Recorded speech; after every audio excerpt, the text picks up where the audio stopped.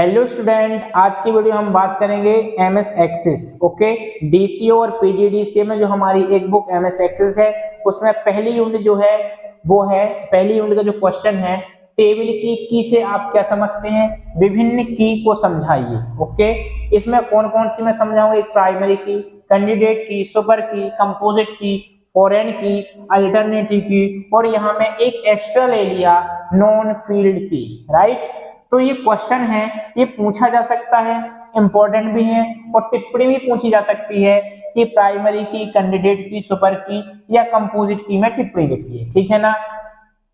तो हम स्टार्ट करते हैं पहले कि टेबल की से आप क्या समझते हैं। सबसे पहले मैं आपको ये क्लियर कर दूं, यदि आप एमएस एक्सेस पढ़ रहे हैं, क्या यदि आपने एमएस एक्सेस पढ़ रहे हैं या पढ़ लिए हैं, तो आपको ये पता होना चाहिए कि डीबीएमएस कहलाता क्या है। क्या डीबीएमएस कहलाता क्या है? तो डीबीएमएस क्या होता है? डेटाबेस मैनेजमेंट सिस्टम होता है। अब ये तो मैंने फुल फॉर्म बता दिया, कोई कॉन्सेप्ट तो है नहीं है। तो कॉन्सेप्ट क्या कहलाता है? जब हम एक टेबल का निर्माण करते हैं तो जो हमारे कॉलम होते हैं वो क्या कहलाते हैं? वो कहलाते हैं फील्ड कहलाते हैं। ठीक है ना।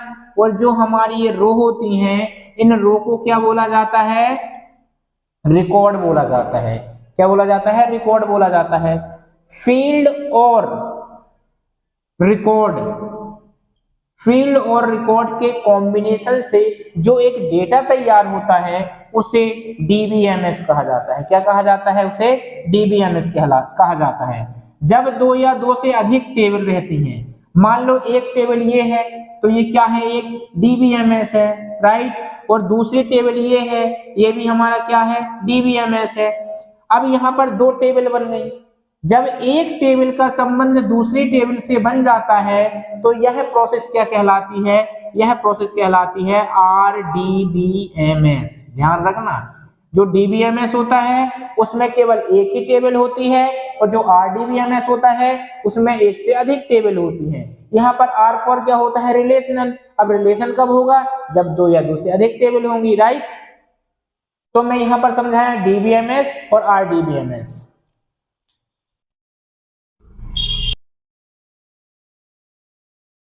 इसके बाद मैं बात करता हूं किसकी?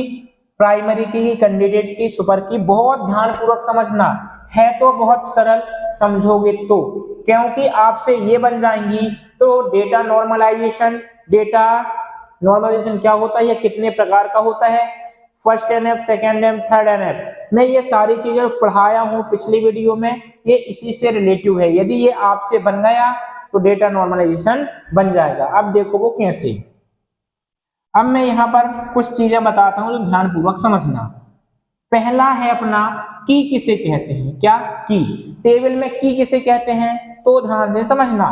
किसी भी एमएस एक्सेस, मतलब एमएस एक्सेस के अंदर किसी भी डीबीएस से कोई एक यूनिक रिकॉर्ड खोजना क्या कहलाता है? की कहलाता है। क्या बोला मैं? किसी भी डेटाबेस से किसी फील्ड के द्वारा एक यूनिक डेटा आइडेंटिफाई करना या कोई डेटा सत्यापित करना क्या कहलाता है? अपना की कहलाता है। ठीक है ना।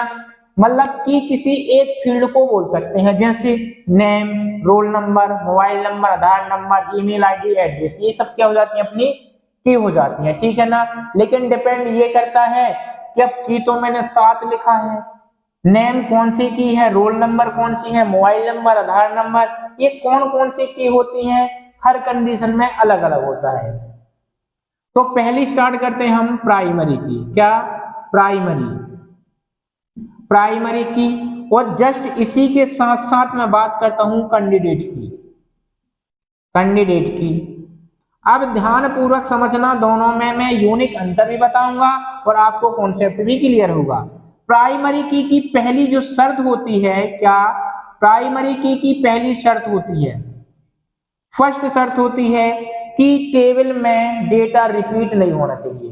क्या? जो हमारा टेबल है, यदि मैं नेम में प्राइमरी की लगा दिया, क्या? यदि मैंने नेम में प्राइमरी की लगा के रखा कि नेम में मैंने प्राइमरी की लगाया है, तो यहाँ पर मैंने लिखा राम, यहाँ पर लिखा मैंने श्याम, और दोबारा मैं यदि राम लिखूंगा तो इसको परमिशन नहीं देगा। क्यों नहीं देगा? क्योंकि प्राइमरी की ने क्या बोला है पहली शर्त में? डेटा रिपीट नहीं होना चाहिए, और मैंने एक बार राम लिख दिया है तो दोबारा राम नहीं आना चाहिए। यह होता है प्राइमरी की पहली शर्त। दूसरी शर्त प्राइमरी की क्या बोलता है कि या डेटा रिपीट नहीं होना चाहिए, और दूसरी चीज क्या नहीं होना चाहिए, इसमें नल वैल्यू नहीं होना चाहिए। नल वैल्यू मतलब कि आपने एक रिकॉर्ड में राम लिखा, दूसरे में श्याम लिखा, और ये वाला मैं पूरे खाली कर दिया, और यहाँ पर फिर मैंने सीता लिखा, ठीक है ना। तो आपका एक रिकॉर्ड खाली हो गया, तो यहाँ पर रिकॉर्ड भी खाली नहीं होना चाहिए, आपको कुछ ना कुछ नाम देना ही पड़ेगा। ये कहलाती हमारी प्राइमरी की, ठीक है। प्राइमरी की क्या होती है, इसमें किसी भी प्रकार का डेटा रिपीट नहीं होना चाहिए, और ना ही किसी प्रकार की वैल्यू नल होना चाहिए। मतलब कि यहाँ पर हम नल खाली स्थान नहीं छोड़ सकते हैं, और प्राइमरी की से हम किसी भी एक डेटा यूनिक सर्च किया जा सकता है। लेकिन यदि मैं बोलता हूं कि यहाँ पर नेम को क्या मैं प्राइमरी की रख सकता हूं, तो आप बोलोगे सर नहीं रख सकते। क्यों? कि इसलिए नहीं रख सकते कि यदि मेरी क्लास में 20 स्टूडेंट है, कितने हैं, 20 स्टूडेंट हैं, तो ऐसा तो नहीं होता है कि मैं राम का एडमिशन ले लूं और दोबारा राम नाम का एक एडमिशन और आता है तो उसको मैं मना कर दूंगा। ऐसा बिल्कुल भी नहीं है। मतलब कि एक क्लास में 2 स्टूडेंट की सेम नेम हो सकते हैं, सीधी बात हो सकते हैं। तो यहाँ पर जो राम है, एक स्टूडेंट और भी राम का हो सकता है, इसलिए नेम को प्राइमरी की नहीं बोला जाता। क्या इसके साथ भी यही है? अच्छा, रोल नंबर को मैं प्राइमरी की रख सकता हूं? अब बोलोगे सर बिल्कुल रख सकते हैं। क्यों रख सकते हैं? क्योंकि हर स्टूडेंट का रोल नंबर अलग अलग हो सकता है नहीं 1 2 3 4। ऐसा तो नहीं है कि यहाँ पर राम एक है, दूसरा भी राम यहाँ पर आ गया तो इसका रोल नंबर 1 है तो इसका भी 1 हो। ऐसा हो ही नहीं सकता है, ठीक है ना। तो हम रोल नंबर को प्राइमरी की श्रेणी में रख सकते हैं। तो आपको ये क्लियर होगा कि प्राइमरी की कहलाती क्या है। डेटाबेस में से एक ऐसा फील्ड जिसमें ना तो डेटा रिपीट हो और ना ही इसमें किसी प्रकार की नल वैल्यू हो, और तीसरी कंडीशन हमने ये देखा कि उसमें यूनिक डेटा हमको प्राप्त हो, तो वो क्या कहलाता है, अपना प्राइमरी की कहलाता है, राइट।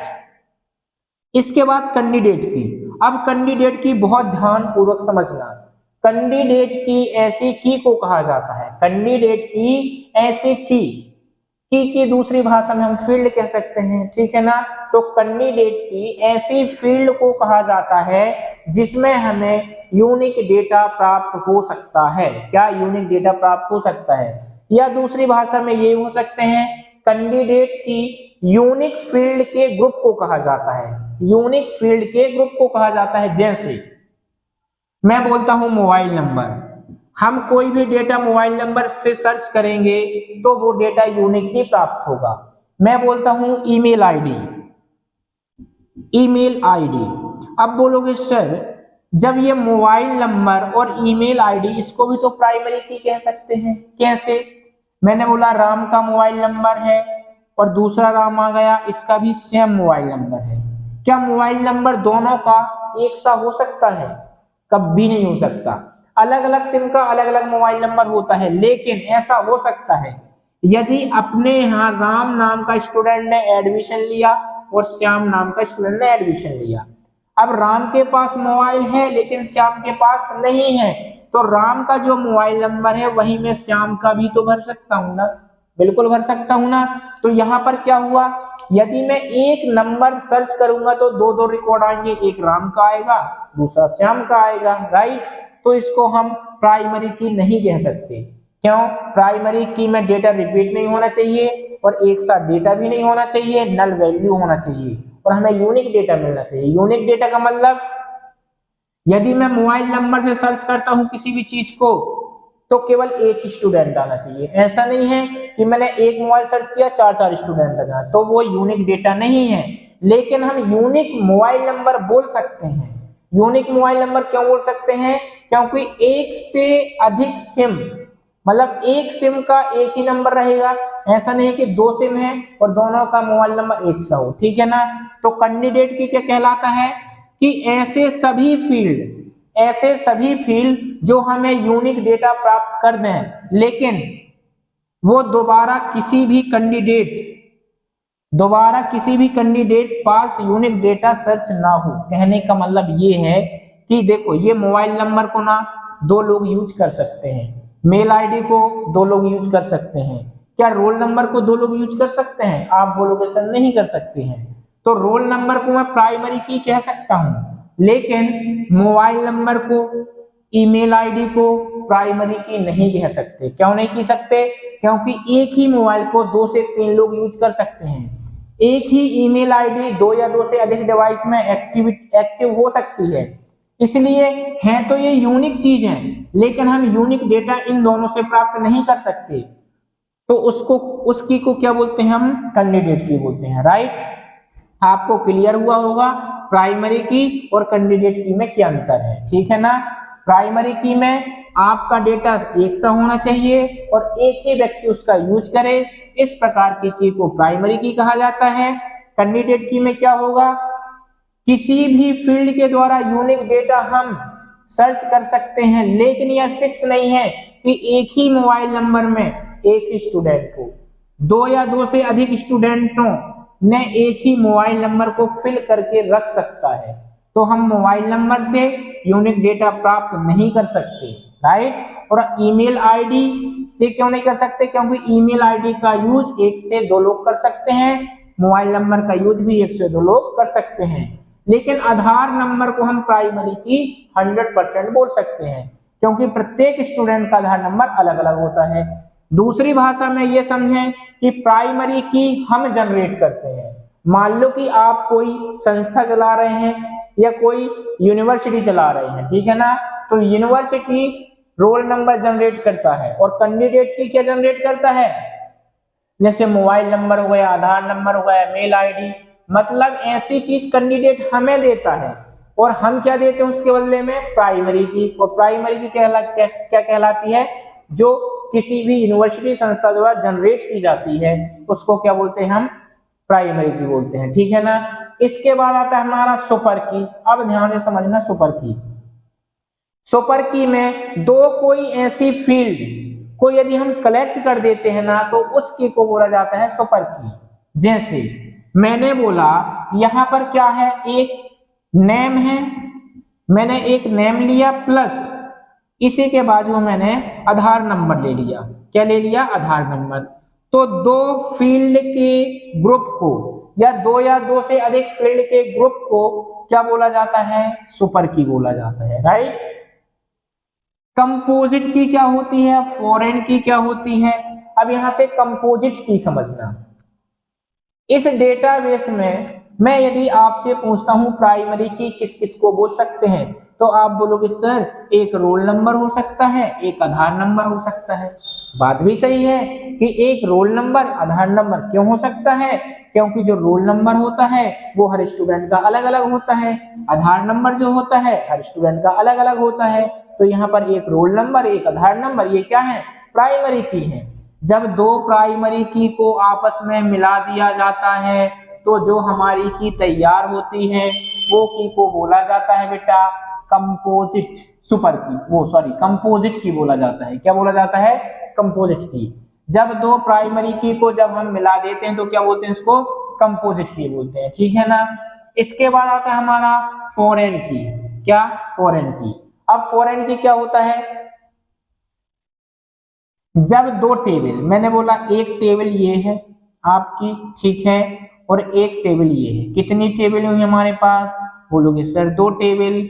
जब एक टेबल का एक फील्ड, मान लो कि ये वाला फील्ड, जब एक टेबल का एक फील्ड दूसरी टेबल के एक फील्ड से रिलेशनशिप में आता है तो जो हमारा रिलेशनशिप तैयार होता है ना, उसको बोला जाता है क्या? उसको बोला जाता है फॉरेन की। क्या बोला जाता है? फॉरेन की। मतलब फॉरेन की में एक से अधिक टेबल होना जरूरी होता है। क्यों होता है? क्योंकि पहली टेबल का एक फील्ड दूसरी टेबल के एक फील्ड से आपस में संबंध रखता है और जो हमारी ये दोनों की तैयार होती हैं इनको बोला जाता है बेटा फॉरेन की। राइट, इसके बाद आता है अल्टरनेटिव की। अल्टरनेटिव की क्या कहलाती है? किसी भी डेटाबेस में प्राइमरी की के अलावा जितनी की बचती हैं जिससे हम यूनिक डेटा प्राप्त कर सकते हैं वो कहलाती हैं अल्टरनेटिव की। लेकिन ध्यान रखना किसी भी टेबल में एक ही प्राइमरी की हो सकती है। अब बोलोगे सर इसमें आपने दो क्यों रखा है? इसलिए रखा है समझाने के लिए कि रोल नंबर एक ये है और अपना ये आधार नंबर एक ये है। यदि मैं दो की न रखता तो आपको मैं फिर कंपोजिट की कैसे बताता, ठीक है ना। तो एक डेटाबेस में एक ही प्राइमरी की हो सकती है। अब मैंने जो अल्टरनेटिव की बताया इसमें ये बताया, मान लो कि मैं एक यहां से डेटाबेस बनाया, ठीक है ना। इसमें मैंने लिखा नेम और यहां पर मैंने लिखा रोल नंबर और मैं एक यहां पर और लिख दिया मेल आईडी, ईमेल, ठीक है। अब यहां से मैं क्या बोलता हूं, किसी भी डेटाबेस में प्राइमरी की के अलावा और जितनी की होती हैं लेकिन उससे यूनिक डेटा मिल जाता है तो उसको क्या बोलते हैं, अल्टरनेटिव की। यदि मैं बोलता हूं कि प्राइमरी की के अलावा नेम भी तो है, क्या नेम में हम यूनिक डेटा सर्च कर सकते हैं? नहीं कर सकते। क्यों? क्योंकि राम नाम के अनेक प्रकार के स्टूडेंट होते हैं और मैं राम को सर्च करूंगा तो जितने भी स्टूडेंट होंगे राम के वो सारे आ जाएंगे। लेकिन ईमेल आईडी से यदि मैं सर्च करूंगा तो एक या दो आ सकते हैं, पूरे नहीं आ सकते, ठीक है ना। क्योंकि आपस में फ्रेंड बोल सकता है आपके पास ईमेल आईडी नहीं है तो मेरी ईमेल आईडी लगा ले, लेकिन ऐसा नहीं है कि एक स्टूडेंट की ईमेल आईडी 20 लोग लगा के बैठे, ठीक है ना। तो अल्टरनेटिव की क्या कहलाती है, प्राइमरी की के अलावा जो टेबल में अदर की होती है जिससे हम यूनिक डेटा प्राप्त कर सकें वो कहलाता है अल्टरनेटिव की। और प्राइमरी की के अलावा जो की होती हैं जिससे हम यूनिक डेटा प्राप्त नहीं कर सकते, जैसे नाम हो गया, इसको बोलते हैं नॉन फील्ड की। क्या? नॉन फील्ड की, ठीक है ना। तो मैंने आपको एक क्लियर कर दिया, प्राइमरी की कहलाता है कैंडिडेट, सुपर की, कंपोजिट की, फॉरेन की, अल्टरनेटिव और नॉन फील्ड की, राइट ना। तो एक बार आप थोड़ा सा इसको मन में विचार करें। यदि आपको कुछ डाउट हो तो मैं एक बार और रिवीजन कर दूं, 1 मिनट का टाइम देता हूं।